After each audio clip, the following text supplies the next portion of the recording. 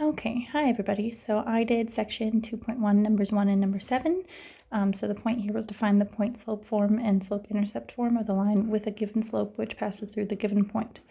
So number 5, the slope was here negative 105, and then the one point that was given was P, which was 10 and 4, right? So we don't know what the Q points are.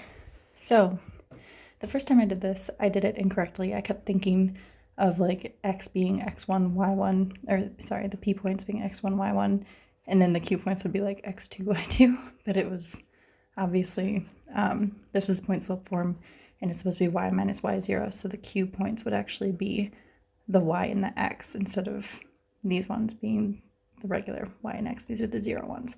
So I did it backwards and kept coming out with it backwards.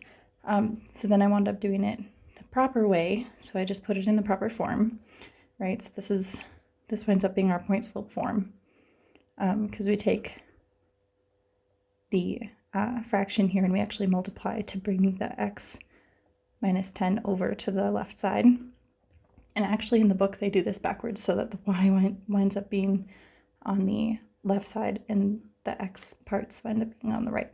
But this is how I wound up doing it. It actually winds up being the exact same proper way, and then we just add the 4 over, and y winds up equaling here, which is, winds up being the slope intercept form, which is mx plus b, right? So y equals mx plus b. I just wrote these down in these little boxes to show what the point slope and slope intercept form are supposed to be.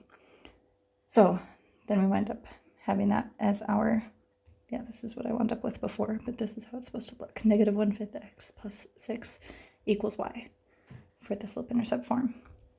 And then for number 7, so it's exactly the same type of problem. The slope is 0, and then we have the point P, and we don't have the point Q, right? So this is my x0 and y0. So I did it backwards both times. I actually left and came back and realized I was doing it backwards. So eventually I wound up getting it right. So I put 0 equals y minus 117 over x minus 3 and multiply each side by that. So it winds up being 0 times x minus 3, right? And then equals y minus 117. And this is our point slope form.